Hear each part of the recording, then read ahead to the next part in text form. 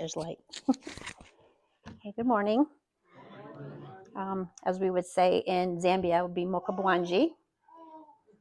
This means I woke well. I hope you woke well as well. It's kind of funny how they make everything kind of backwards, and the words that they don't have for Nanja, they just speak English. So it's interesting to have all the different words and all of a sudden an English word. But it was like that when we were in Arizona with the Navajo because they didn't have words for some of the stuff we did. So this trip was definitely a challenge. With everything going on in the Middle East, we had a lot of changes as far as flights go. People who were going to go through Dubai and Qatar ended up having to do other routes. And then, of course, we had the shutdown of the government, which also caused problems for two ladies in particular, that it took them 72 hours to get to Zambia. Ubers, taxis between airports, it was really bad. The adversary was definitely working hard to not allow this trip to happen the way we wanted it to. But obviously he didn't win. They came, and instead of going and resting, they jumped right into the welcome ceremony that they do every time we come at Needs Care School. They sing and they dance and they do skits for us and everything. So it's always a lot of fun. We also had a lot of sickness on the trip. I think Jason, who is the CEO, and myself were the only people who didn't get sick. There was a lot of GI issues, a lot of upper respiratory issues, a few trips to the ER. It was really bad. But everything happened in God's timing. For the two that ended up in the ER was from drinking juice from a juice box. But at the timing of when that happened, even though it was very inconvenient, it was still good timing for the things that God had for them to do further on in the week. It allowed them to take the time to rest and to heal so that they could go and work with the boys in the Tikandani Gardens and do other things. So even though he tried really hard, he did not succeed. So the trip for me is a little over 18 hours, all said and done. Is that still up there? Okay. I started out in Bangor, which was nice because then, John didn't have to travel all the way to Boston to bring me and then travel all the way home, especially with as badly as he's been feeling.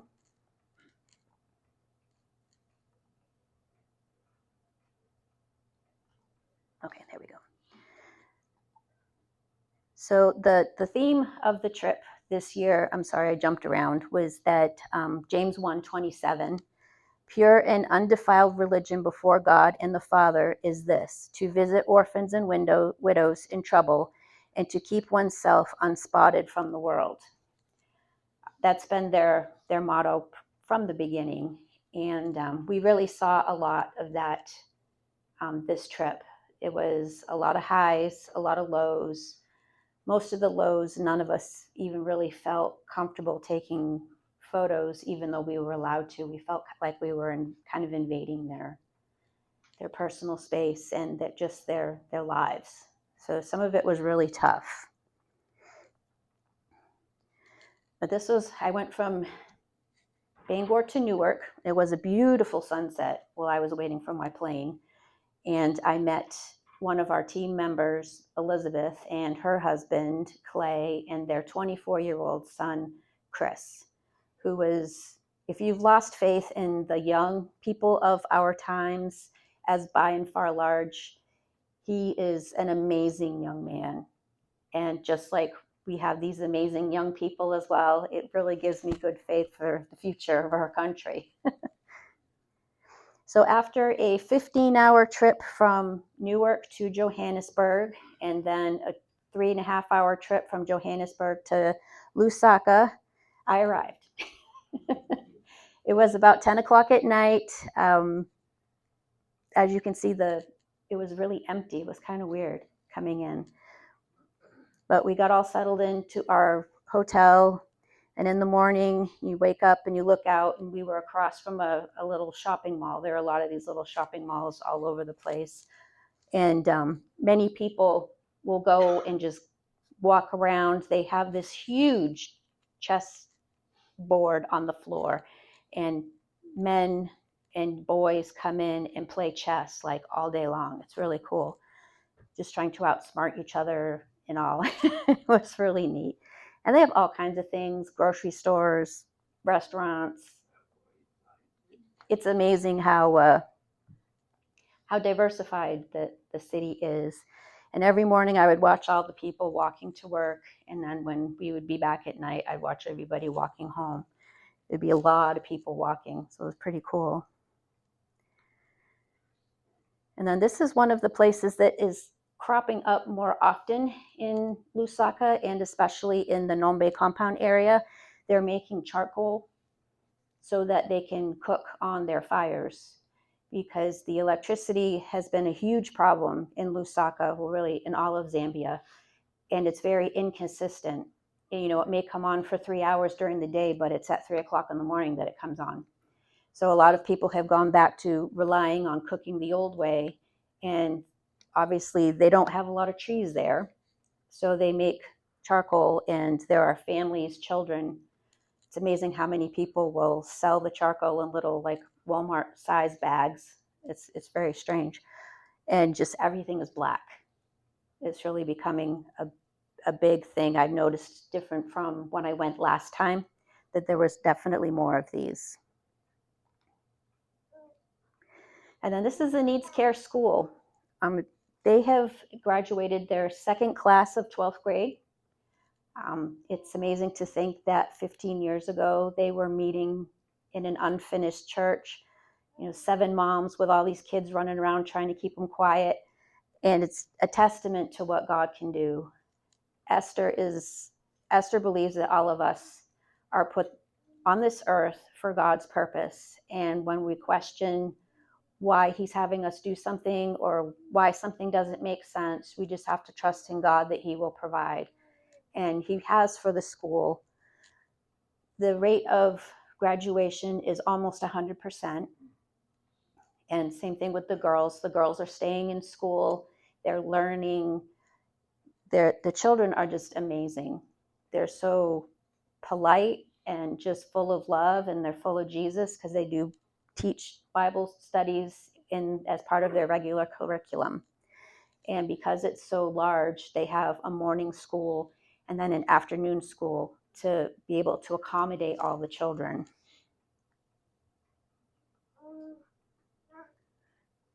And that little building is the sewing co-op. They also make the soap, or they form the soap on the first floor. It's a really nice breezy area. Windows have a lot of cross ventilation. It's just amazing. And then just outside of that, they had a generator put in. A donor was kind enough to do that so that they could work, because they were spending a lot of time just sitting, or they would pull out the old treadle machines and do that. They only had so many, so there'd be a lot of people not with anything to do. So then the next day, Carla arrived. She arrived a little later than the rest of us because of her traveling. And so this is the team.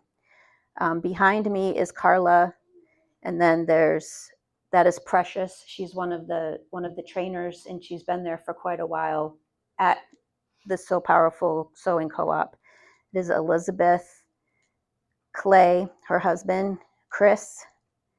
This is Nancy, Tatiwe, Maria, Alice, and then of course Jason. The first day we got there, the room wasn't quite complete yet. It was actually kind of a lot of interesting things happened, because they had tables made for us to do all the cutting on and everything. But the problem was that the person who made the tables never came to see the doorway they would have to fit through. So, and these were really well made. They were tapped, and they had dowels and glue and everything. And they actually had to take the tables apart to bring them into the room. So that was a bit of a challenge. So we had a bit of a delay with getting started with that. But it also allowed us to go and we asked the ladies what color they'd like to have the room painted and different things like that. So we went and got the paint. and got all the supplies to do it so that they can do that. Figured out how they wanted things to be laid out for them so that they could store all their materials. So it wasn't a wasted day, but it was just interesting that they didn't think about that. Those are the beautiful tables. There are two of them. One of the things that we were trying to do is the seamstresses sew the pads so quickly now because they don't have to cut them out. That was the biggest constraint for time because they cut everything out by hand with a pair of scissors. And that was the hardest part. But now that we work with safe pads and everything comes pre-cut, they were running out of things to do because they would just sew through those pads, and they only get shipments twice a year.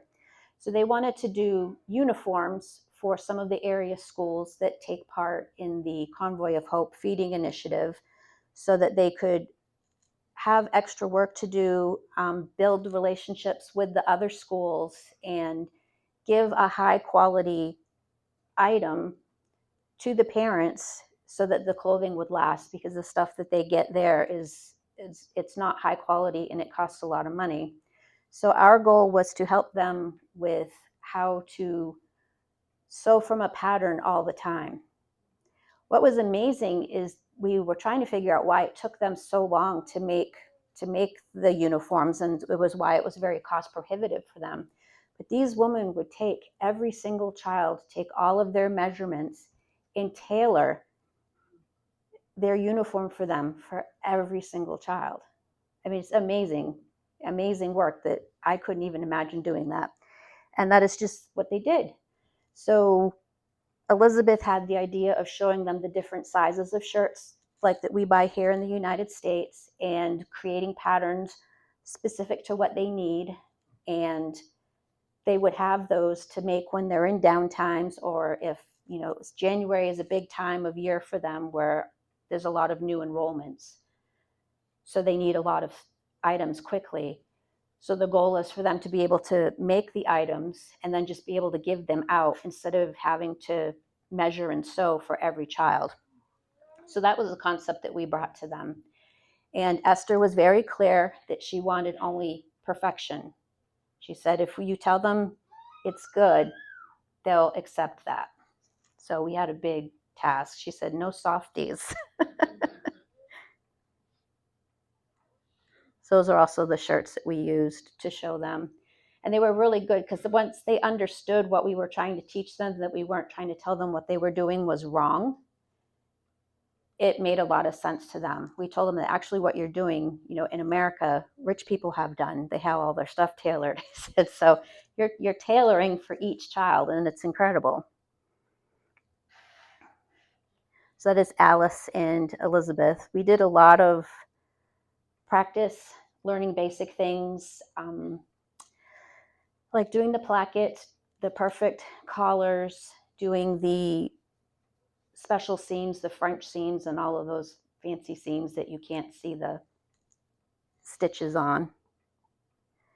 And we each had 3 people that we worked with. There were 4 of us. It was Cinnamon joined in on this part, and she helped with the seams. I helped with the plackets and buttons and all that good stuff. And it was amazing how much they learned, how quickly they adapted. If you told them it was wrong, you didn't get the eye roll, and they would just go right and take it out, no matter how many times they needed to take it out till they got it right. They really understood the importance of the quality, and they understood how beneficial it was to them. And there we are doing the buttons. It was very interesting because some of them have a huge language barrier and others don't. Tatiwe was one that had a very large language barrier, but she was one of the first seamstresses there at So Powerful. So it was interesting working with her, and I was paired with Precious as well, so she would be able to translate for Tatiwe the things that she didn't understand that I was telling her. So it was amazing teamwork. It was such a blessing. I can't even describe. I know that's kind of dark, but I should have had her turn around from the window. But that was Alice's shirt. We just used some fabric that we got at the fabric store, the African fabric. She has a little boy in her family that she will bring that home to so that he can wear it. And Nancy also, I thought it was funny, they both did the same fabric. I didn't even realize that. But they did an amazing job. It looked like something that you would buy, at a high-end store. So then after we did shirts, we decided, okay, we're going to do something fun. So we made some hats, the little bucket hats. And we made it part of the program because you're learning how to sew the curves, you're learning how to sew circles, doing all of that kind of thing. And it was a really good time. They picked out their hats, and that's Precious with hers. And then for the ladies with theirs, they really love their bright colors. It was a lot of fun to work with them on those. And then we got to visit, once we were finished with that, these soap makers. And I do truly say, blessed be the soap makers. These women take soap and they cook it over an open fire in 2 different batches, and they just keep filling and flipping and filling and flipping. And it is so smoky, and it was so unbelievably hot. It was incredible. And that's, it's just pallets that they use. So what they're doing is they're taking that, which actually comes from World Vision, and turning it into bars of soap. They use the little hotel sheet pans to form them. It takes about a week for everything to dry. I thought I had taken a picture of that because I saw them do that, but I didn't have one. And it's lovely soap. It smells really nice, and it's just amazing how intense that job is. So then the following day, we had a no training day because we had the 10th anniversary of the Esther's Farm, and we had a bunch of other activities that we needed to do. The donors had arrived for their trip, so it was kind of a combined trip between all of us. There were 17 of us. So the first thing we did is we did purses, and then we went and saw some moms, and then of course being able to distribute the Book of Hope to the children was really cool. So at the school that we went to, this is the amount of purses that were brought in. It was over 1,000, and they actually had to go and get some more because they ran out. It was really amazing. And they're just all full, and that's just how they arrive. Some people that make purses kind of get freaked out when they see their purse just kind of hanging out there, but it's good. And these are all the girls that are waiting. I think there were about 1,100 girls. Generally, when we do a purse distribution, the girls just come, they're outside, and we hand them their purses. But with the sheer number of girls that were here, they divided them up into their classrooms, and then we did it individually in each classroom so that it was more controlled. And those are all the boxes, and that is one of the ladies who actually, she had gotten really sick. She's been on the trip quite a few times. And then when I was doing purses in a classroom, I actually found one of the ones that I made in a box. It was really, really cool. And Gloria, who was sitting right in front of me, asked me if she could have it. So I said, absolutely, you just have to take a picture with me. So she did that, and looking back, you can see on the board some verses from the Bible on kindness, Luke 10:2, and then I can't remember the other one. So even at this school, they're working with the Bible and teaching them our virtues through that. And then this was a purse that I had made to bring with me, and that went to Marta.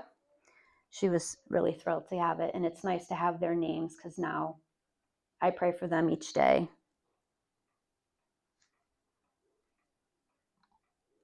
And this is a classroom. We talk about overcrowding here. They were standing in the back, and when they don't have the classes divided up morning and afternoon, that's what the classes look like. So I can't even imagine trying to teach or trying to be able to focus on anything. But I mean, God has really provided. And then these moms that we went to see, I know some of you follow on Facebook. I had talked about when they did the April trip and they met these moms with disabled kids that meet under the mango tree in Kabanaya village. So we went to see them, and the lady who is in red with the cane, her name is Miss Kim. She has cerebral palsy. She was born with it, obviously. And she is this special ed educator. She has a heart for these women, so she breaks out this day a week and goes and meets with them and tries to help them get physical therapy for their children and other needs. Most of the children who are disabled do have cerebral palsy because only 5% of births in Zambia are attended by physicians. So obviously there's a lot of birth accidents, and a lot of these women end up alone because their husbands will say, well, that didn't come from me. And really, it didn't come from anybody. It was just a situation for the birth, and they end up alone. I met several different women. One had Down syndrome, her son did. And then I met one who had a high functioning autism little boy. He really reminded me of Steven. It was kind of funny. She's like, I want to send him to school. He's so smart, but I'm afraid he's going to talk the whole time and get in trouble. Like, yeah. So I was able to talk with her and give her some suggestions of what we did with using this little sand timers. You know, you can talk until this goes out and then you have to be quiet, kind of making a game of it. And just letting her class that he'll be in know what he's facing. I said, you'd be amazed how compassionate children are when they know that there's a reason for the way they're acting. So I told her that I would pray for her and her son. Her son's name was Emmanuel. His American name is Miracle. So very sweet boy. It was like the one time he was quiet. She's like, he's usually talking. I said, I'm sure with all the commotion, all these Mzungus here, it's a little weird. So we got to meet them and talk with them. I got to pray with them. It was really nice. I was able to get their names, and I put them on my phone at the exact moment they told me, so I wouldn't forget. It was very, very emotional. And then since they've been able to go in April, they've been able to set it up so that they get food from Convoy of Hope, kind of like the schools do, but they get it all at once in a box, so that they're able, where their children don't go to school, they're able to supply their children with the foods that they need. So there were probably about 100 boxes there that we unloaded from the truck, and each mom was called up and she went and got her box, put it on her head, and walked home. It was amazing because some of these women, you know, they have a baby, they have a child, and they're carrying a box on their head. It was just totally incredible. But just the hearts they have for their children. Our prayer for them is, especially while it is rainy season right now, it's started raining pretty much every day. They meet outside and they don't have a place to meet when it's raining. So my prayer for them, and really all of our prayers for them, is that they'll be able to find a place that will accommodate all of them so that they continue to meet, support each other, and support their children.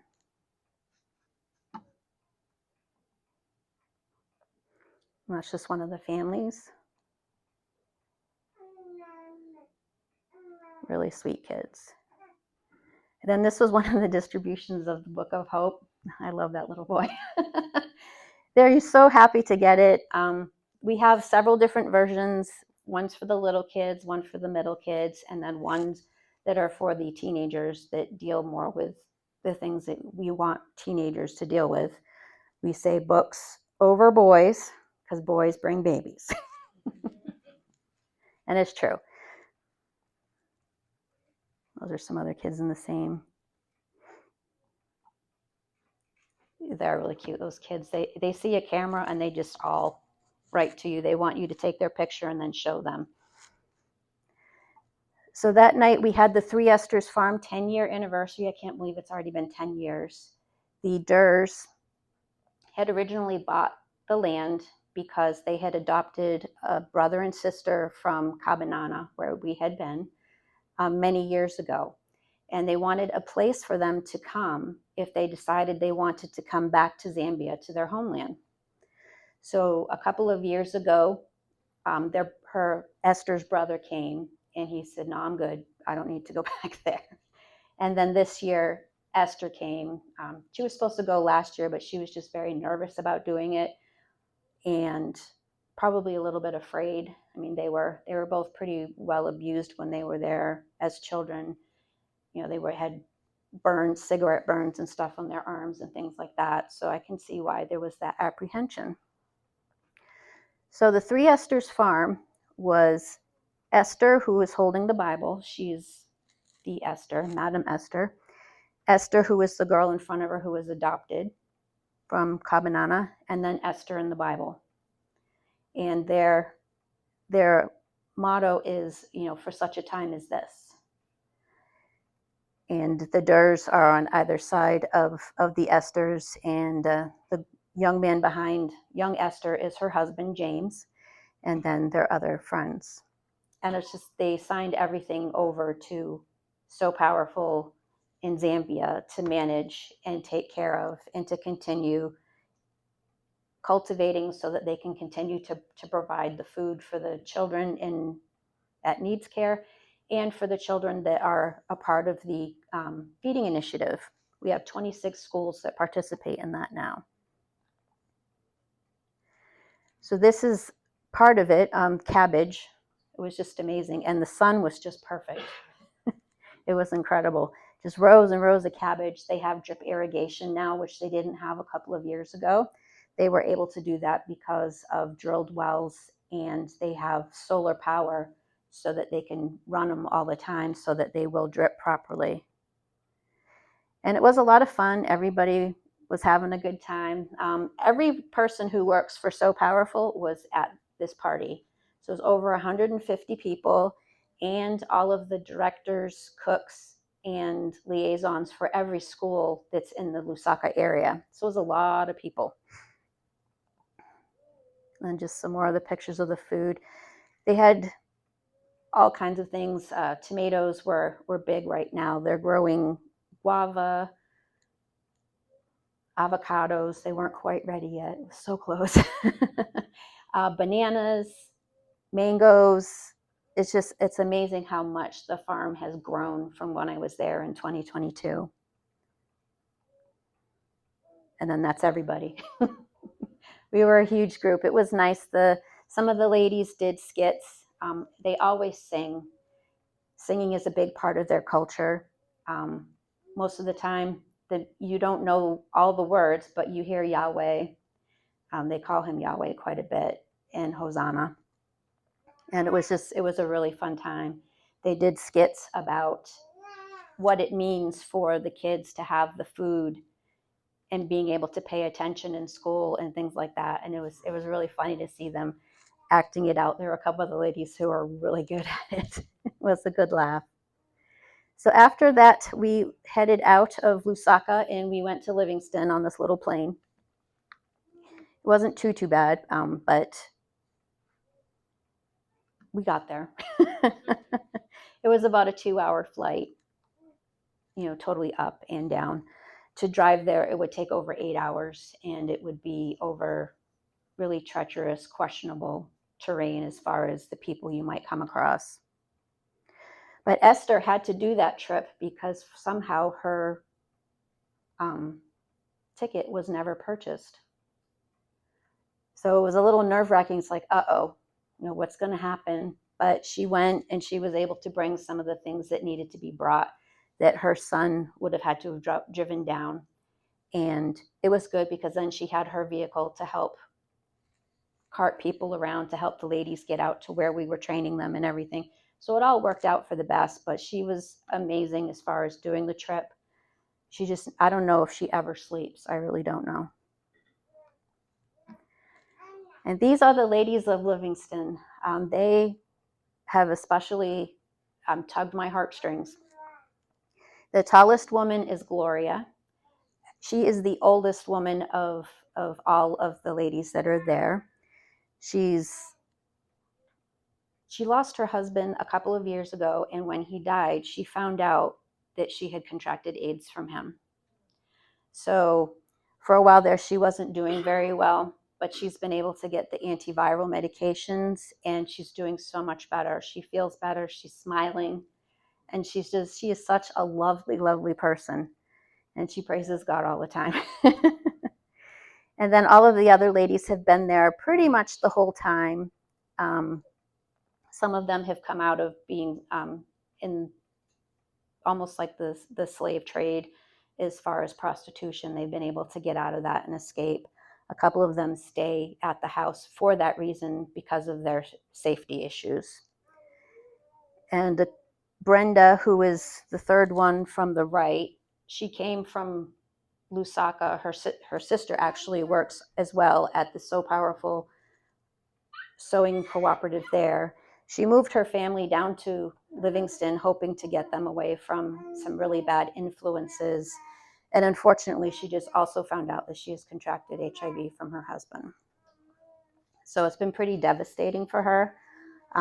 It's a new diagnosis, and it's really hard. But I know that it's amazing how those ladies really support each other, and of course how we support them as well. And they have been working really hard at the new sewing center that's being built in Livingston. Currently, they use a rented house, and they can't have a generator or anything like that because they don't own it. So we have this being constructed, and they've been planting things and just doing all kinds of things. So the day that we were there, we were actually planting flowers across the front of the wall. They're kind of like very prickery flowers, so I guess, to keep out people. But we each had to plant 5 plants, and Esther made sure she knew where we all planted. So I don't know, maybe if ours die, we're going to get in trouble. I don't know. But the ladies all pitched right in. They were helping with the shoveling and making sure everything was good.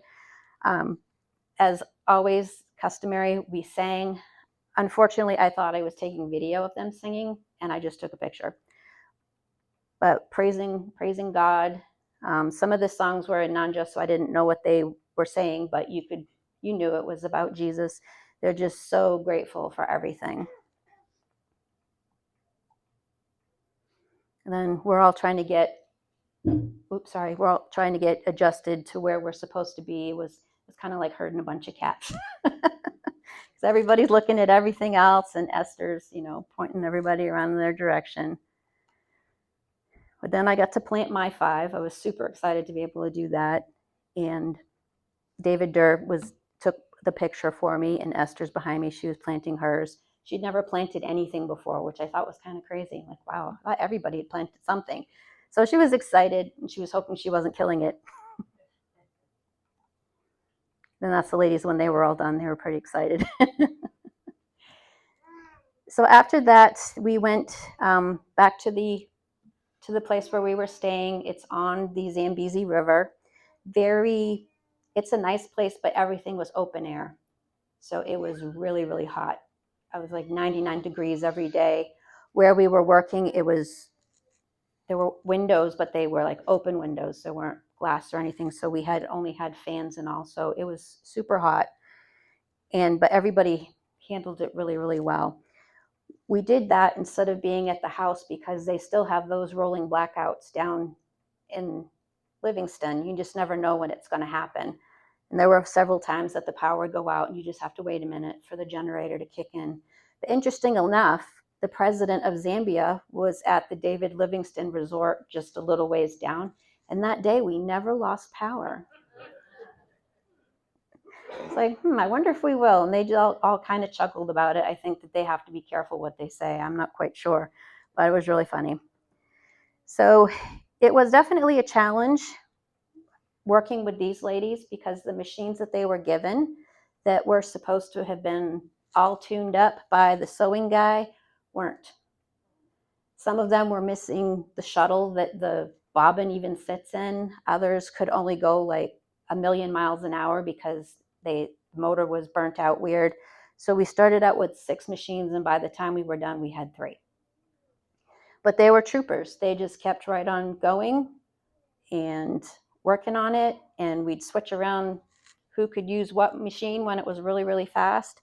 Because some of them, it was hard. I couldn't do it. But we made shirts. Actually, they made shirts out of the same kinds of fabrics. We went to a fabric store in Livingston as well and got more fabric for them. So they're working really hard. That was one of the machines that went crazy fast. But Brenda, she could handle it. And they're learning how to cut out the patterns. We're doing the same kind of model with them.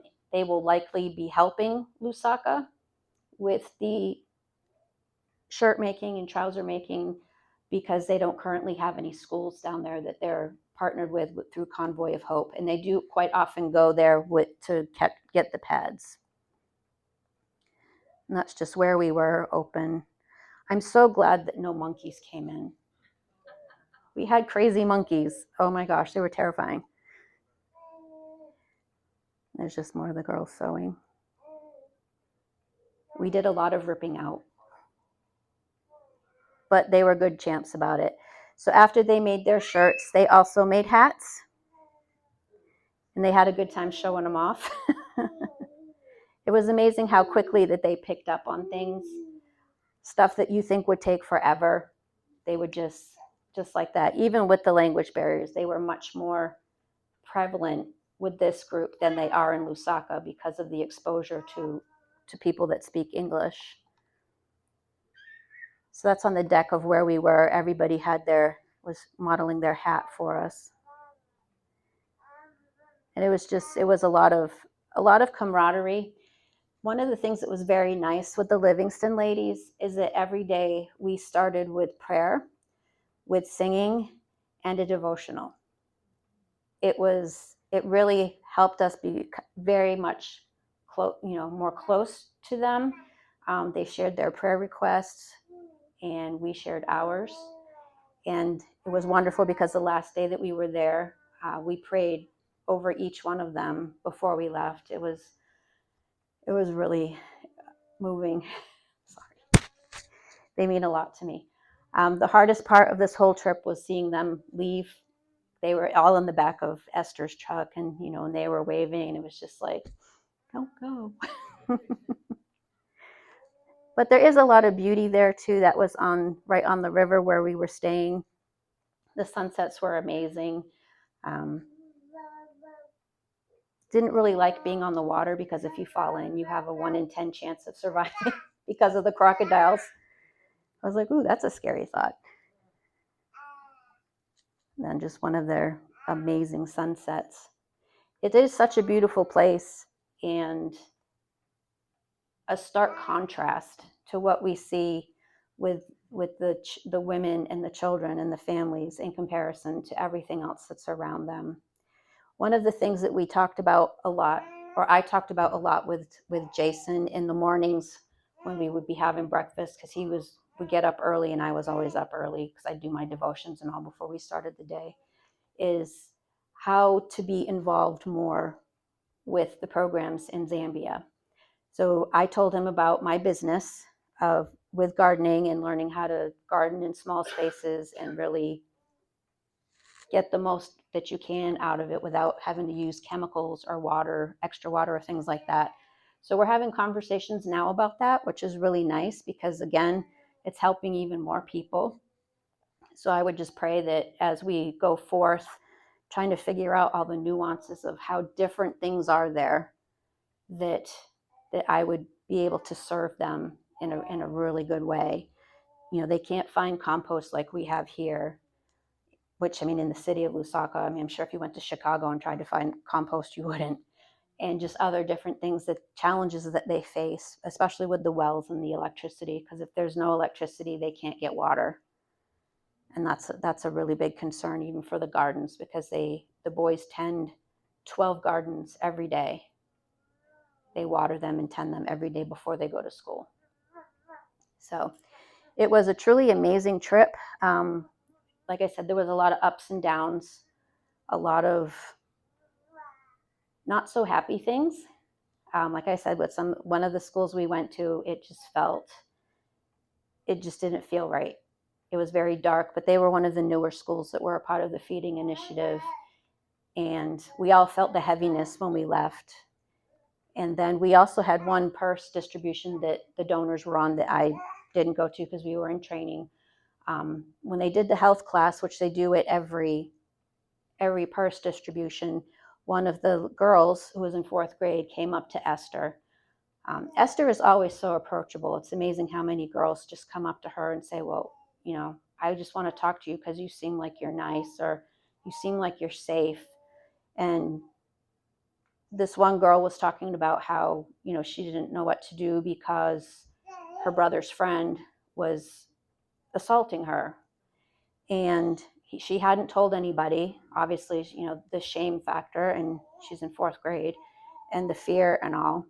But Esther said, why did you think you could come and tell me? And she said, because you look like a good woman. So she took her to the principal's office, or the superintendent, I forget what they're called. And it's not always a good outcome when you do that. But for this girl, we just found out that when they spoke with her family, they moved the family decided to move from where they were closer into the village to get away from this person. And they really supported their daughter. So that was really good, really, really good. And it's just, like I said, you never know what's going to happen when you go into these places, the stories that you hear. When I was there watching the girls, you'd see the outliers that were, way back from everybody else. And you just have to pray for them because you don't know what's going on in their lives. So it's my hope that I will be able to go again, maybe in 2027. We won't have a trip this coming year, but it probably won't be sewing. I might be gardening, who knows? But does anybody have any questions?